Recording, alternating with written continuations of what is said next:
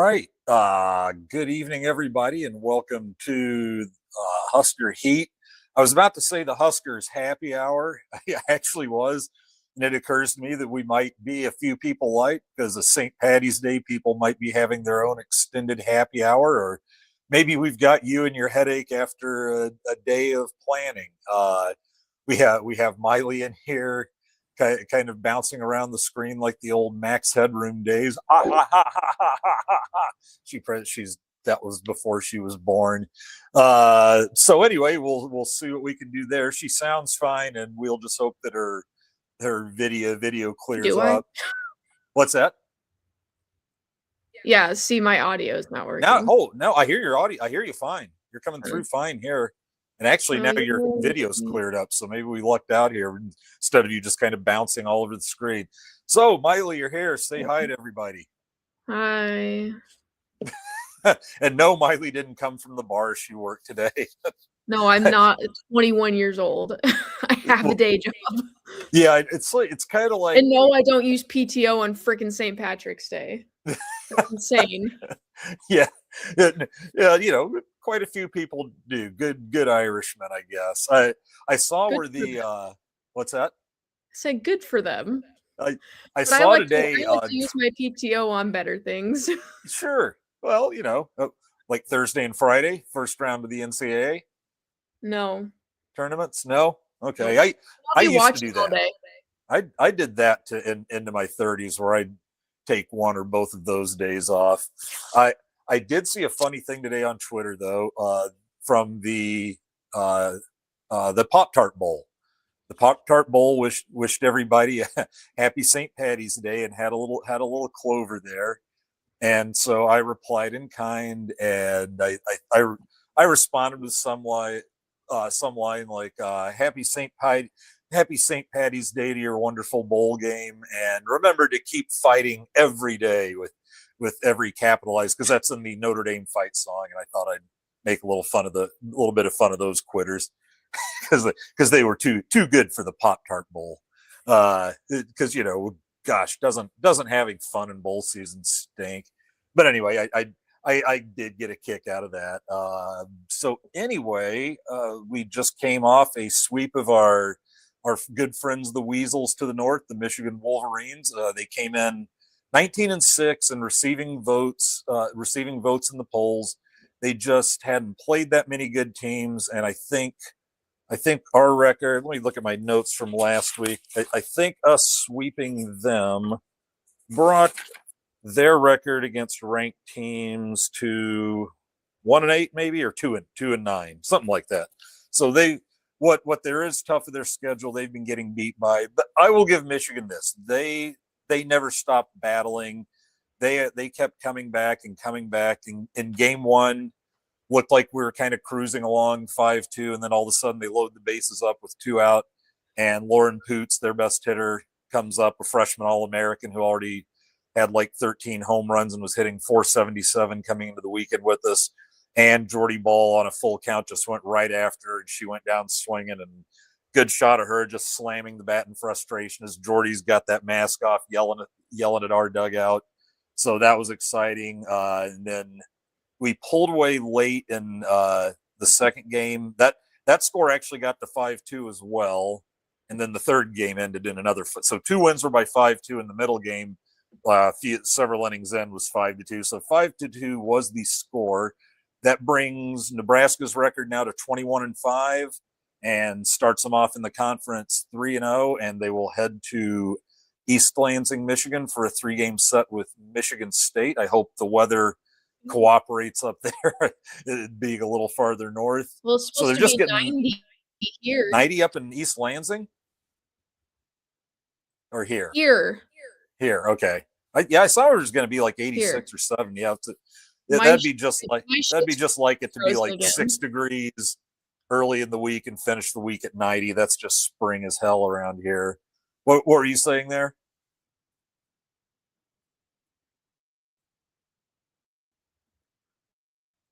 I said my shit is freezing again. Your shit is freezing.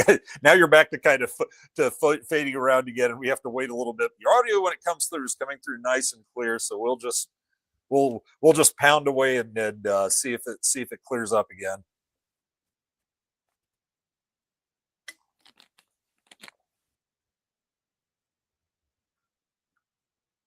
Yeah, but it's coming through like 40 seconds after I say it. Yeah, I counted that one off. That was about a 12-second delay. Any idea what's going on your end?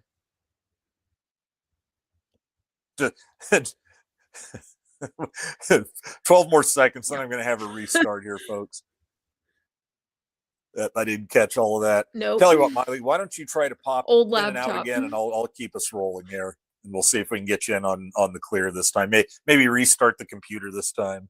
All right, so it's just me for a sec here.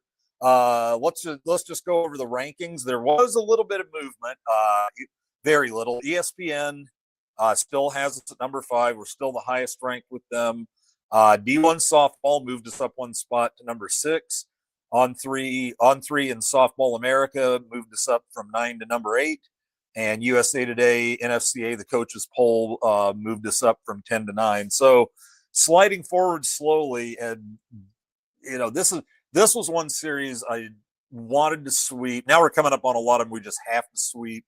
It looks like the only 2 good series left are UCLA, who's number 7, and actually played Michigan State last week and just made short work of them. Swept them in 3 games, outscored them 38-12.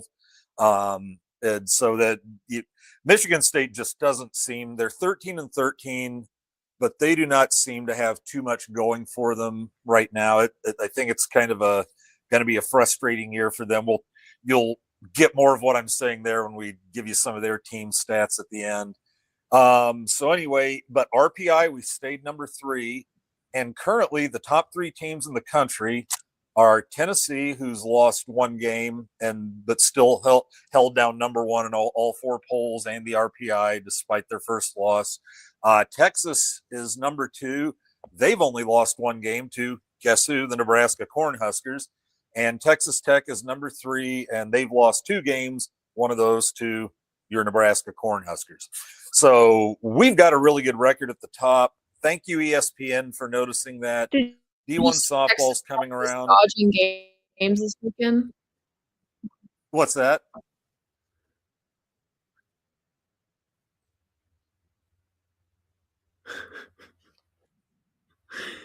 Did you see Texas Tech is dodging some games this weekend? I saw that.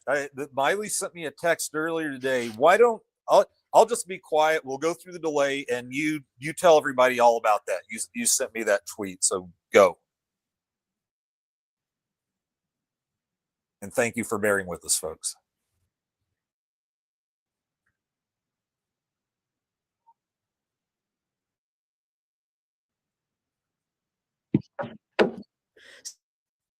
So Texas Tech is supposed to be going to Florida to play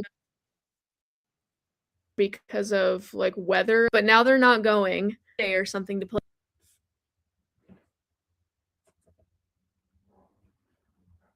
Okay, that didn't even come close to finishing. But if I remember correctly, it cut out about halfway through. We might have to kick you off here or have you. I was saying it as you got off last time. Maybe when you jump off this time, just restart your computer. But anyway, what happened was Texas Tech somehow had difficulties going to Florida to play. I think it was Central Florida in the midweek, and then are actually playing another Florida team on the weekend, or maybe probably 2 Florida teams on the midweek, which, problems there. But the weekend, which will be much busier, they can make that. You think the travel would be much busier for the weekend games than the midweek games, but it's just like they didn't feel like playing. It was kind of dodgy sounding. Let's put it that way. It was a little sketchy. I don't know what the deal is. Hold on, Mylie's texting me. Florida. So they were supposed to play Florida State during the week, who's ranked, and then UCF on Friday, and probably for the weekend. So it sounds a little dodgy. Yeah, I believe Florida State is ranked, and UCF is kind of hanging out there on the fringes. we played them. I think they were ranked about 23rd or 24th at the time, or maybe just out of the rankings. Last year, they were the number 31 seed, I believe, and played in the NCAA tournament. So maybe they just preferred, not to play two tough teams in a week. And I don't know, you go and buy yourself several All-Americans in the off season, which they did. And if I'm honest with myself, I think it's pretty funny, because that we get into the whole NIL thing and all that. But the two schools complaining the hardest were Texas and Texas A&M. And Texas and Texas A&M complaining about anybody spending too much money on the athletes, especially in the days of under the table. But those two crying about being outspent is hysterical. It is just nothing short of absolutely laughable. It'd be like Alabama, kind of like, Nick Saban complains about players wanting to be paid, for Alabama. It's like, well, you're just mad because the bagmen took care of it before NIL, and now revenue sharing came along, and now they feel like they can probably say something to coach. And if if you're halfway a decent coach, Nick, you've got your money guy, and you don't even deal with that. Nebraska has their money guy. They have the guy that figures out what values the players. They work out what they're going to pay them, and they might consult with Rule a little, but it's not Matt Rule the players go running to for their money deals. And just schools like that complaining about a Texas Tech finding a billionaire. It's like the people complaining about Indiana having Mark Cuban when these guys have done nothing and been doing nothing forever. So I don't know. It's funny. Well, anyway, she saw that. I agreed. It seemed kind of shady. Let's go ahead and talk about some of the stuff that went on this weekend. And for me, the top story was just, I told you last week about asking Coach Rhonda Revelle, about Katelyn Caneda, and she became emotional, and talking about her. You can see if you go to Corn Nation on Twitter, we retweeted that a couple of our baseball guy tweeted that out, and then I retweeted it out because I was like, hey, not only that, Corn Nation asked the question. Yoo-hoo! So anyway, Katelyn Caneda found herself starting at second this weekend, right after all this happens. Have you ever heard of going to your fourth string catcher? I mean, I would venture we may be the only team in the country with four people with catching experience on the roster. So if you were following along last weekend on the Sunday game against UNO, later, it might have been mid-game, a little later in the game, Jesse Farrell, I believe it was a foul tip, it just took one square, but just right to the forehead, with the mask on. But yeah, it just looked like the old right between the eyes. She was down for a little while, came up groggy, and then she was in the concussion protocol throughout the games this weekend. And then Carly Muehlbach came in and played for her. Oh, hold on, Mylie might be back. Let's see what we got here. Hey there. Am I working? And it looks like we got the same delay going. Doggone it. What? How weird. This is a new problem. But anyway, so Carly Muehlbach comes in, and then she makes this great catch of a foul pop, kind of swirling around in the wind, gets tangled up with, who is it? Sammy Bland came in from third, got tangled up with Sammy, and then she went down kind of funny, bent over backwards, as Coach Revelle put it. She got scorpioned pretty good. And so her back was bothering her to the point where she couldn't catch or swing a bat this weekend. And then our third catcher, who DP'd most of last season, was Olivia DiNardo. I believe it was elbow surgery, but had a surgery before the season started. They don't know when she'll be ready. So Lauren Camenzind, our second baseman, she actually played 47 games at catcher her freshman year at Arkansas. So it was grab the gear. I get from what Rhonda told us that on Wednesday, she told her it'd be like a 50% chance you're going to play. And then on Thursday, they pretty much had at least taken her out for Friday and Saturday, taking Jesse Farrell out. So she was told, all right, you got 2 days to prepare to catch. So she's going to catch. And our, 2-year starting second baseman to fantastic teammate, and bench warmer. And, she subbed in for Sam Bland at third base for a few games the weekend. Sam hurt her shoulder. So you got Katelyn Caneda getting to start at second for all 3 games on the weekend. She doesn't bat on Friday. And I remarked a little bit that when they let her bat, she stung the ball pretty hard. So I wondered why they were DPing for her. I thought there were a couple others in the order who needed a DP worse than Caneda did. So she then bats both games on Saturday due to the weather that blew in Sunday. They played a doubleheader, back-to-back doubleheader, and she hits a home run in the first game. And they were both at great times for a home run. Kylie McGee starts the first game on Saturday, and Kylie McGee just I don't want to be mean, but Kylie McGee did Kylie McGee. She pitches 2 1/3 innings, walks 2, gives up 3 hits. All 3 hits were extra bases, including a homer, and she gives up 2 runs in 2 1/3 innings before Lex Jensen comes in to finish up that game for her. But so they get a run in the first and a run in the third. So we might be down 2-0. But in the bottom of the second, Caitlin Caneda blasts one out to center. And instead we're tied 2-2. We get Jensen in there. And instead of having to come from behind, it's just like a new ball game starting. And Alexis gave up a couple runs of her own, but I think she still struck out like 8 and walked 1 in her 4 2/3 innings. So that game we end up winning 8-4. Well, here we go to game 2 where we're cruising along 3-0. Then boom, here comes Michigan back. Two runs in the top of the 6th. Feels like they've got the momentum. They've got one more chance to tie it up or go ahead in the bottom of the 7th. But then here comes Caitlin Caneda in the bottom of the 6th, and bang, almost to the same spot. I think the first homer was just a little to left center, and the second one's a little to right center. And she comes running around. I mean, in the first game when she hit the home run, you can see the team just jumping up and down, coming out of the dugout. They're so happy for her. And then she comes around in the second one, and here's Caitlin like turning to run home.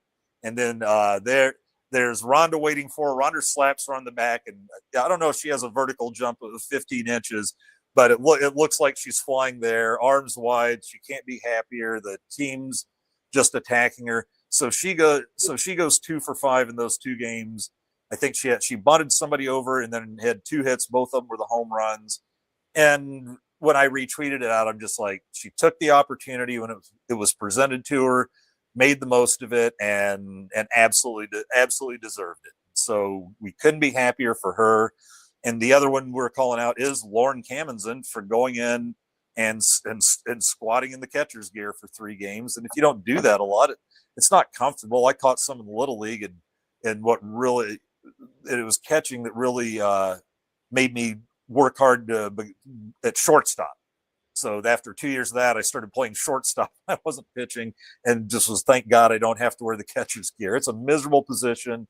I respect people that play it. Just unbelievable teamwork from Caneda and Lauren C for stepping in there and catching. Rhonda actually choked up a little talking about Lauren after the games on Saturday, just for what she did to step up in those games. But you could tell that just players like that stepping up to help with the sweep of Michigan, who, like I said, was 19-6 coming in. Unbelievable. Things could have gone a different way if we didn't have another catcher, because I think they knew, they would have scouted Lauren to know that she had catching experience. And I think, was it maybe that Indiana Langdon, they're really fast, disruptive base runner, one of those slappy, runny hitters that I can't stand, but she gets on base at an unbelievable clip, and I think she stole a base or 2. But you don't have Lauren in there, and they've got some fast girls, and they're probably stealing a ton of bases if we just have to slap the gear on someone who really hasn't played catcher and hope for the best. Without a good catcher back there, you don't know what a catcher means to your team until something like that happens. So thank you, Rhonda, for having us as the deepest team in the country at catcher. Let's see. Now, there is good news with this. Am I working yet? We asked her about Olivia DiNardo, and Nope. God, I got the hiccups. Mylie can't get a word out that we don't have to wait 15 seconds for it. I've got the hiccups. But you know what? Right there, I just love it having her there with that smile, if nothing else. So we'll keep her here as long as she tries. If I see her lips start moving, I'll be quiet, because I can probably finish. Yeah, like yeah. I can probably finish a sentence, and then you'll come in, and we'll see if any of it spits out. But anyway, I'll just we text asked her about you. DiNardo, and she says she's like not giving it up. but she says she's hopeful she'll play this year because you get more towards the end of the year. And with sports that aren't football or basketball, I think basically your red shirt in these sports, and I know it's this way for volleyball, softball, I'm assuming soccer, and like all the women's sports, volleyball. If you step foot on the playing field or into the batter's box, and a pitch is thrown, you've burned your red shirt. Football players can play in like as many as a third of their games, like 12 games in a 4-game season, and then you can play in more of them because you can also play in a bowl game and postseason games. So it's just ridiculous, and I'm thinking they better change that over the summer, or we're going to find that in court and the NCAA, as they do at 100% clip, as they're going to lose that if they try to justify. If they think they can possibly justify why football players should get to play 30 to 40% of their games and not have it count as a year of eligibility, while anybody else just like, hey, goes up and pinch runs for an injured player or something. Oh, there's your year. So anyway, moving on from that. And then Jessie Farrell, Rhonda told us that if the game Sunday were played, she would have been cleared to come back out and play on Sunday. So she'll be good to go up in East Lansing this week. And also, I was getting a couple of answers to the tweets about, well, look at what Katelyn Caneda did. How can they keep her out of the lineup now? Because Nebraska has an extremely deep hitting roster. They started out the year and it looked like it was going to be Emerson Cope, probably doing the DP, and then Carly Mulbach comes in and starts tearing it up, and she's still hitting at the time she was injured, she's hitting 333, but walks a bunch and got hit a couple times, so her on base percentage is 500, which is fantastic, unbelievable. So then you had them, and then Alexis Jensen starts hitting, and Malia Tomes comes in, and she's gone like 3 for 5 or 3 for 6 with 2 homers and a single. It took her third hit. That was her third hit of the season, was her first hit that wasn't a home run. So Malia Tomes is in that picture. And then what happens if DiNardo does come back? So then you've got literally 6, and Alexis Jensen was DPing at one point when she wasn't pitching. She kind of moved into the DP spot. It took her a little while to catch up with Division I pitching, because I just picture her, the only issue she struggled at the plate when she started, but she's going from destroying high school pitching to Division I pitching. And then she's getting some home runs hit off, and she obviously doesn't have control problems. She's just she's probably just used to just tearing through high school hitting. She now had to learn, hey, hit your corners, don't be afraid to walk somebody, instead of throwing them something that they can bash out of a 225-foot park. So, but now she's, I think, up to about 378 hitting, and she hits a lot of singles, but now she got her first home run. I think she has a double or two. And I'm watching her run, and she's a little bigger, but she's pretty spry. They pinch run for her, and I'm kind of questioning that a little. I think just to get somebody really fast in there. But she's not slow. She can move. She's kind of like Casey Hoffman, moves a little better than you'd expect her to in right field. And Casey Hoffman went up and stole a home run this week. And again, she's not slow. I think Lex is faster than Casey. So yeah, we've got some surprising speed on the base paths. Now, one funny thing I'm just trying to hit, or like almost done, I just wanted to hit some of the storylines that are in there this week. How about Michigan entitlement rearing its face again? Because what you had out there was an umpire, actually 2 umpires on Saturday, that were calling the game, the zone, really tight. And I knew they were calling it consistently. They weren't screwing one team or another over, because both sets of fans were getting furious and yelling at the guy. You heard the Michigan bench and the Michigan fans yelling. You really heard the Husker fans yelling. But at least he was consistent. But Michigan doesn't like to be wronged in any way, shape, or form. Like Abby Barbour, I believe she's with On 3. She was sitting there, and I volunteered my theory that Notre Dame is the most entitled football program and fan base in the country. Just think, You really saw that when they didn't get into they thought we're clearly the best team really quick. No, you weren't. You and Miami had basically the same strength of schedule, which was in the 40s. It wasn't great for either of you. So you guys were kind of tied there. And then Miami was one spot behind you in the rankings going into Selection Sunday. Well, they beat you head to head. So here's two evenly matched teams statistically. Well, then you can get, I don't think head to head should be the end all beat all, but when everything else is pretty even, head to head's an easy tiebreaker. So then you had, they kind of switched from that to, well, we were better than Alabama. We deserve to be in. Look at Alabama. They got 3 losses and we only have 2. Well, Alabama got that 3rd loss in a conference title game, which you guys not only don't have to play in, but moving forward, the CFP did more Notre Dame ass kissing, for lack of a better word. They put in a rule, as long as Notre Dame is in the top 12 of the rankings, they get to go to the CFP. And that's just above and beyond. So they don't have to risk that 3rd loss playing, say, just join the ACC, play in it for everything else. I know you want to keep all the TV money to yourself. We get it. But, you're saying you're better than Alabama because you had 1 less loss in the game you don't have to play in. And let's face it, I would make it top 10, even if you're going to bend over backwards, because no one ranked, basically the two G5 schools, because of the ACC's goofy tiebreaker, which made Duke got Duke in the championship game and not Miami. Then you had James Madison and I'm already freaked. Tulane. So really, only the top 10 ranked teams, out of the regular rankings got in. But we're going to extend that to 12 and let Notre Dame in for free. So, and they just think they deserve that. And hey, what's that? Am I working it?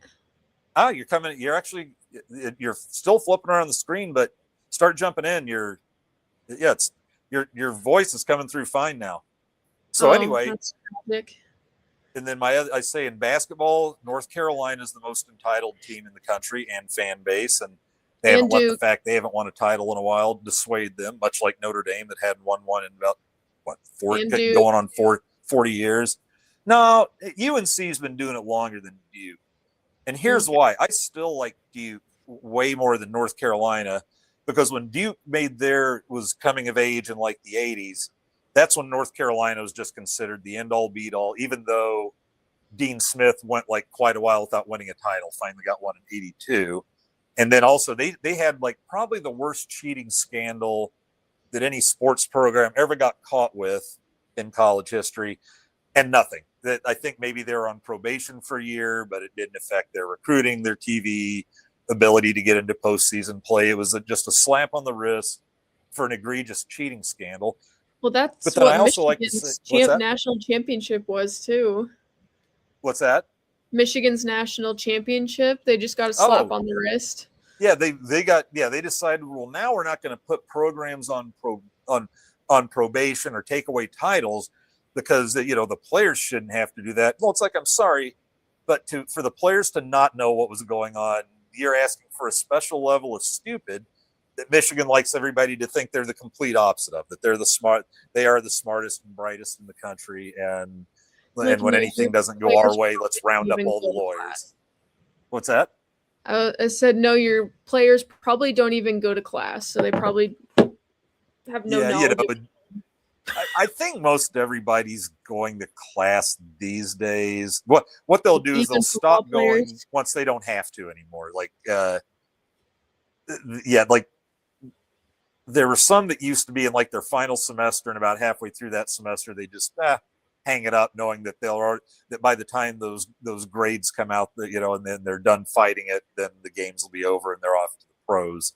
But no, Michigan just is one of those. If we don't like it, let's round up our lawyers and threaten everybody and all that. And but for Michigan, they did they were like, let's take their $35 million we estimate they would have made. It like that was what they made off of everything, what their profits were in winning a national title that year. But Yeah, that was kind of goofy because then they went away and took away another team, I think, like an Akron or somebody's championship of Yeah, some it was sort, Akron. even though we're not doing that anymore. But it was that's like, Akron. They took away like wins and stuff, and yeah, they what was it? They don't want to punish the kids who are on the team. No. They said that for Michigan. They said we don't want to punish the kids that are mm-hmm. on the team now, but then Yeah, for Akron they have the ban. It's like right. what? Yeah, it just didn't make sense. It was protecting entitled Michigan. But anyway, yeah. So in the midst of all this screaming about balls and strikes, that they walked in 2 runs this weekend. The replays showed that both pitches were balls. But here came the assistant coach just flying out of the dugout, and this was basically her face. That just there you go, Karen. We see you. How dare you? It's they had to shuttle her off down down the old right field line and out the door. I figured in her honor, since we don't play Indiana this year, we should all get to enjoy the. If you were watching last year, we had a tag at the plate, close play. Okay, so for reference, this girl, I don't know if it was this one, but then they walked it off. They walked it off. Wait, she pushed her later in the game? Earlier. Mm-hmm. Which is why she has that stank ass look on her face.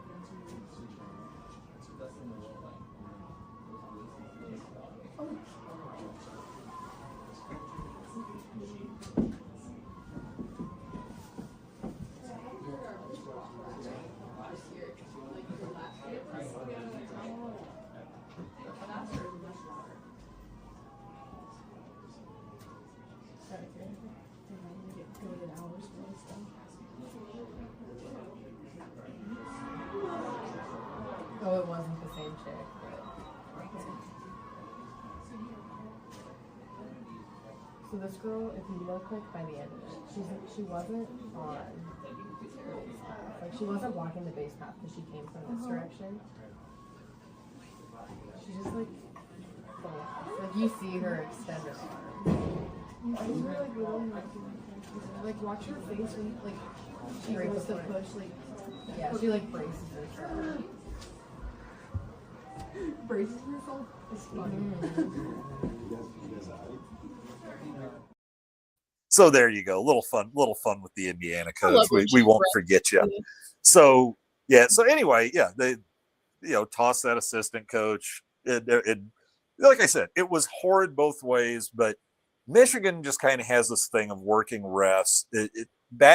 I first noticed it back in hockey in the 2000s. They'd come to town and argue everything. And yeah, like even if it's just a blatant icing call where somebody got rid of the puck, because this is when they could still change up after an icing.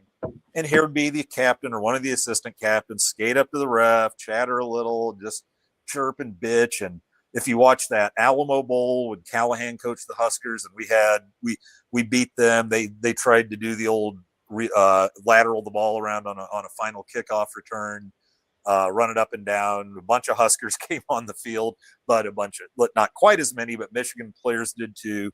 And Michigan fans were like, why didn't Nebraska get flagged for that? Well, I'm like, well, if you're flagging one, you got to flag both. It's not whoever has more gets flagged. And the whole game, though, I think it was Lloyd Carr. He's just writing the refs because they had a Sunbelt ref crew, ref Nebraska and Michigan. And you talk about a crew that was just that the game was just too fast for them. I don't know whose idea it was. So they were horrible all game. Callahan wasn't much of a ref yeller. Lloyd Carr just outrage. Every bad call was directed at Michigan. It's an outrage. And I think they just had a thing, and maybe still do, is they just believe in writing the refs, writing the umps, on them all the time. and then just try to wear them down to where I guess human nature would say, I'm just going to not do this because I'm tired of Michigan, and start letting them, maybe changing a call or two. That's their hope, I believe. So anyway, I already told you, we look at Texas and Texas Tech. They have 3 losses between them. 2 of them are Nebraska. So for all of you who are still ranking us back at 9th or 10th because we have 5 losses, please take the time to look at the strength of schedule. And for those of you that like to go to the Warren Nolan website that just usually has all the softball info, the rankings, the RPI, the strength of schedule, the quadrants, all the results. It's a great site. Well, I don't know if this literally is just Warren Nolan trying to do it himself. Nothing's really going with softball yet. And he actually put a notice on the page that basketball is taking all his time. Once the tournaments are over, then he'll devote a lot more time to softball and get that up and running. So I don't know, if his page is getting enough hits and spending that much time, hire some help, man. I'm available. Anyway, let's hear from you. Let's see. Say something. I don't think it's working. It is. Nope, you came right through there. You're really? going live again. Oh, well, I said something a couple times and you just ignored me then. Oh, I didn't. I usually, I wasn't really watching for your mouth. I thought you were just staying quiet for a while. I'm sorry. I'll start, because usually I see your mouth move and I stop, and then your sound will come through. All right. I told you to email Warren Nolan. Email Warren Nolan? Yeah. Well, no, he knows what's going on. He's already addressed it. He just says he's not going to. No, I'm saying. Oh, as far as me getting hired. Yes. Okay. Yeah, but I get the feel he probably doesn't make enough money at it. Anyway, let's see. We had some hot and cold. We faced some pretty decent pitching this weekend. Jordy went 4 for 9 with a homer. She was 6 for 11 getting on base. So she's just cranking out, doing Jordy stuff at the plate. Sam Bland is hitting up, I think, at about 280 now. But she started 0 for 15. She's hitting 429 since the first weekend now. She went 4 for 8, knocked in a couple of runs, scored a run. Hannah Camenzind, 3 for 9, which is actually hitting 333s down a little for her. But she made the most of it. She knocked in 5 runs, and so she did her thing. Ava Cusack stayed hot for the second weekend in a row. She was only 2 for 7 batting, but both of them were homers, a couple RBIs. And then she walked twice, so she was 4 for 9 getting on base percentage at 444. So she's using her eye to get on as well as her bat. And then Alexis Jensen, 4 for 6 with a homer and 3 RBIs and throwing a walk, and she was 5 for 7 getting on base. And she scored, she scored a run. And we're starting to see the Alexis Jensen that set the career batting average for Gretna High. And then Katelyn Caneda, 2 for 5, 2 home runs and 4 RBIs and 3 runs scored. What a way to make, we've already sung her praises. Way to make the best of your chances. I think she made a lot of fans. I asked her, what it meant. I said, I don't know if you heard, but I asked your coach about you and got a little emotional, and Katelyn she's cute. She got really embarrassed, but she just said Ron's support just means the world to her. So that's something when you just embrace the role, the role that you're given, and it's maybe not the role you wanted when you were a 2-year starter, but she just still comes to the ballpark with the best attitude, has a coach that cares. And so that's just why that's such a neat story for me. And with all this neat story, here's who was kind of cold on the weekend. Bella Bacon was 0 for 6. Hannah Coor, she did score a couple runs, so when she got on, she got around, but Hannah was 2 for 8. Casey Hoffman, after being hot for a few weeks, cooled off a little. She was 2 for 8. Managed to get herself doinked once, so she at least got on base at a 333. And Lauren Camenzind, I would tell you, I'm not surprised if you haven't been catching a lot, because that'll wear on the legs a little. She went 1 for 9. And then pitching wise, Alexis Jensen was Big Ten pitcher of the week. She was freshman of the week. There's a pitcher. No, she was pitcher of the week. Yeah, she didn't get freshman, and I kind of looked at that. I'm like, okay, who's getting freshman? And so it was somebody had a big week hitting like 600. So I was like, all right, we'll let that slide.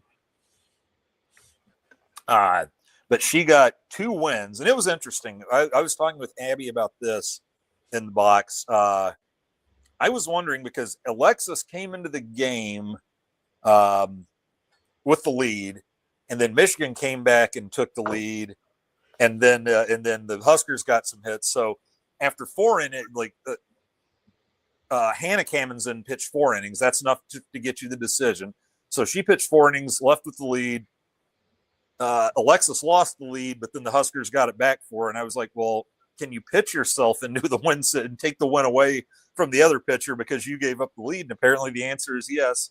So she got 2 wins. She now has 10 wins on the season. She threw 9 innings, only gave up 8 hits and walked one runner per inning. That's great. And then struck out 12 in 9 innings. Jordy pitched well. She got a win and a save. She only pitched 5 2/3 innings. I think I just think Rhonda is just not. She had to use her so much last year, and now with Jensen, she's kind of going to give Jordy some breaks when she can. And Jordy pitched 5 2/3. She struck out 9, walked 3, only allowed 3 hits. So a 2.47 ERA for her. Nice weekend. Hannah pitched 4 score. Hannah Camenzind against Michigan throws 4 scoreless innings. Didn't allow an earned run. Only allowed 3 hits. Struck out 3 and had the best numbers in those 4 innings of anybody over the weekend. She has really become the dependable third starter. There's really not arguing it anymore, especially after Kylie McGee gets a start and gets battered around a little again. This weekend, let's see. I was trying to watch you that time. Did you dive in at all? Nope. Just sitting there smiling, looking pretty. All right. So we got Michigan State this weekend. They are 13-13-1. They are 0-3 in the Big Ten after getting getting. a game? What's that? How do you tie a game? They might have stopped it after 9. Oh. I don't know. The weather could stop it. Yeah. Or if it's on the last day of the weekend, there's a cutoff time that the team needs to, that they'll just stop the game. The team needs to go. Oh, basically yeah. hit the locker rooms because they can't miss flights. Didn't Iowa do that in baseball that one time? Yes. Yeah. And then Purdue. Oh yeah, Purdue. Well, they did. Yeah, I don't think they tied. No. Didn't they just leave? They just left town on Sunday, I think.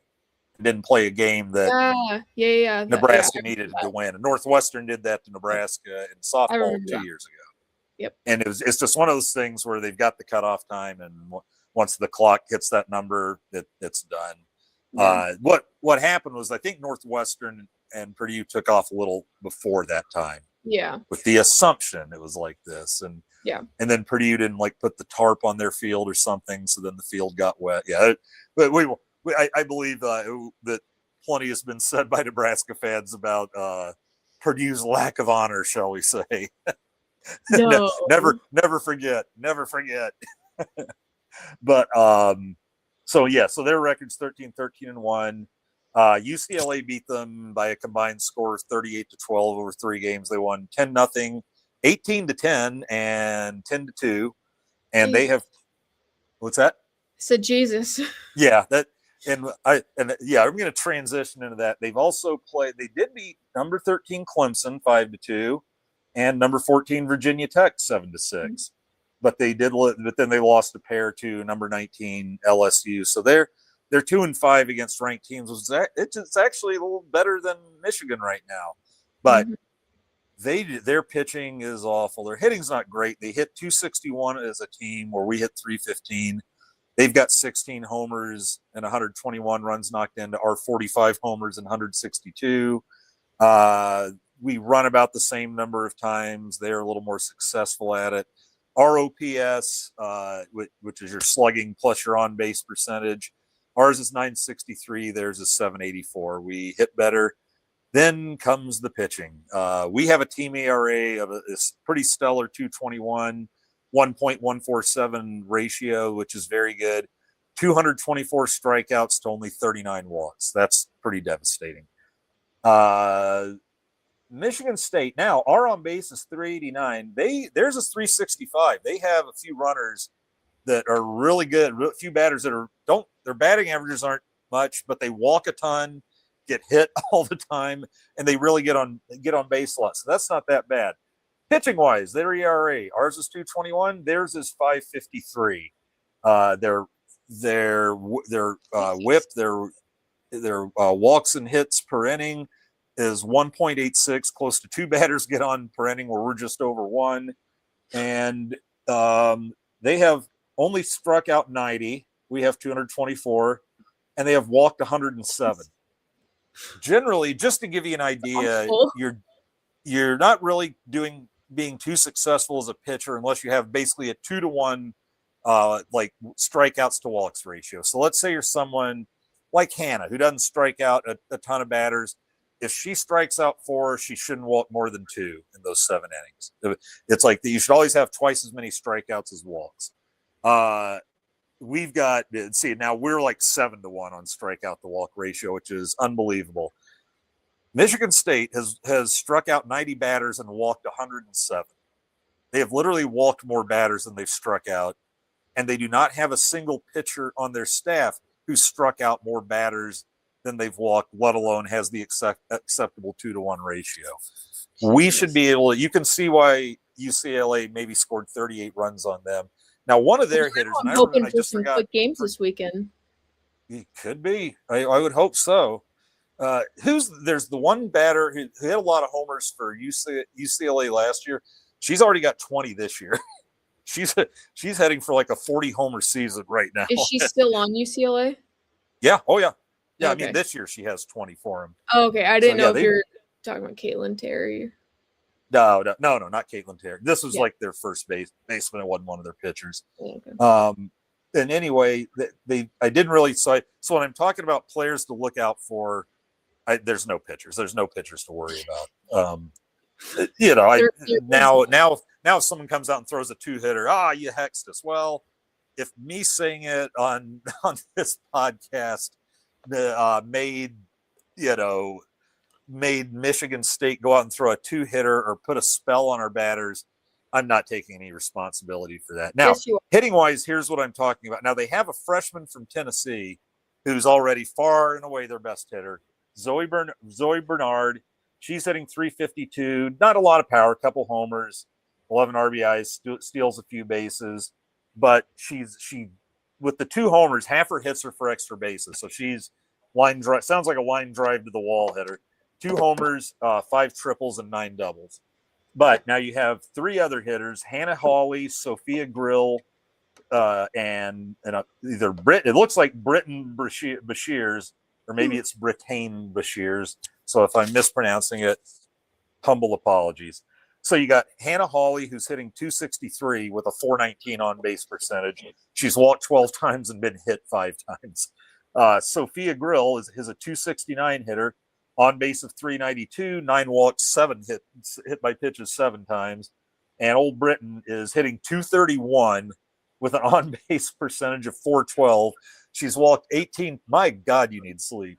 She's walked 18 times and been hit twice, and just gets on base like crazy. So that's there's just not a lot to predict here. Anything other than a sweep of Michigan State is unacceptable. This weekend, I said we really need the sweep. A 2 out of 3, with Michigan would be understandable, but it's like I'd like to have the sweep. We're going to have some series now where it's just got to be a sweep, or it might be there goes any shot you have at a super regional. That might drop us enough. We've got UCLA here in Lincoln, and I can't stop. I know I'm gonna have to have fun though. We got UCLA here in 2 weeks, and then our final series is against Penn State. And I forgot to check where they were, but through the non-cons, they were playing fantastic. They've got Bridget Nemeth back, who missed all of last season, but shut us down a couple of times the year before. And now she's back. She's a junior, and it looks like they got 3 other pretty good pitchers. So, and Tennessee only beat them 4-1, and I think they've got some wins against ranked teams. So it's looking like Penn State's returning to like the top 3 or 4 in the conference where they were 2 years ago before they lost their hammer Nemeth.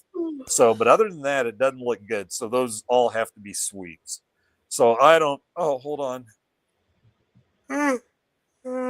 See? Yeah, I'm faking it. Yeah, you dick. You've Well, gone over time.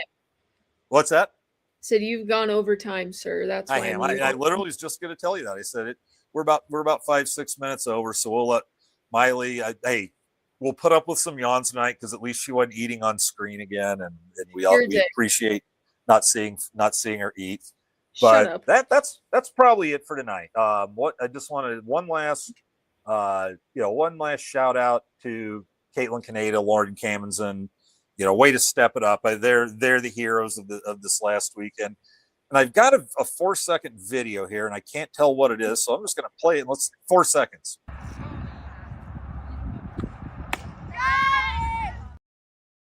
That's from last year when they went out and scrimmaged on like January 20th, because it was like, stop complaining, because it was like 55 degrees out, gorgeous. They called the press, come out, take pictures, do interviews. Well, what you had there, and just one more time while I talk.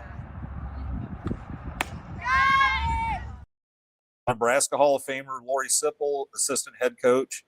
That's her pitching to Jordy then Ball when she had first gotten here. So that's like, a couple All-Americans going at it, the past and the present. So that's what I had that one in there for. So that was pretty neat. Coach Sipple's a real neat person. If you ever have a chance to talk to her, she's very nice. So I'd say that's about it. Mylie, anything else for us? Yeah, why do you do a Nebraska Midwest goodbye at the end of every podcast? A Nebraska Midwest goodbye? No, it's a Midwest goodbye. It's where you take 30 minutes to say bye. Whereas I like the Irish goodbye. You just walk out without saying You mean goodbye. kind of like you're doing now and dragging it on even farther? Oh, eat it. Bye. And on those lovely words, folks, we will see you later. It didn't have it earlier in the week, but they've updated it. Hey, this is important. They just had the games this weekend being on radio. They will be on Big Ten Plus, so you can pay good money for that bullshit. This is why I stop it at 45 minutes. Mylie gets cranky. No, Big Ten Plus just sucks. I'll always be cranky about Big Ten Plus. They suck. But then you don't get to hear their boom. I watched the Boom Goes the Dynamite. It was funnier than I remember. That's just. We talked about this last week. I know, but it's just absolute. All right, good night. Freaking epicness. All right, what do we say? I just said it. I couldn't hear you. Oh, that sucks. Goodbye. Come on, you can do it. I already said it. They heard me. Goodbye. They didn't. They heard me. All right, fine. I'll say it. Go Big Red. I drug it out just for you, Mylie. Love all you guys. Love you, Mylie, even when you're cranky. We'll see you cranky. We'll see you guys here next week to talk about that sweep of the Spartans. Hold on. Vince Watson, just real quick, Vince says green beer time. I guess it's in the wrong order. It's probably one more thing than green beer time. So there you go. Good night, everybody. Eventually.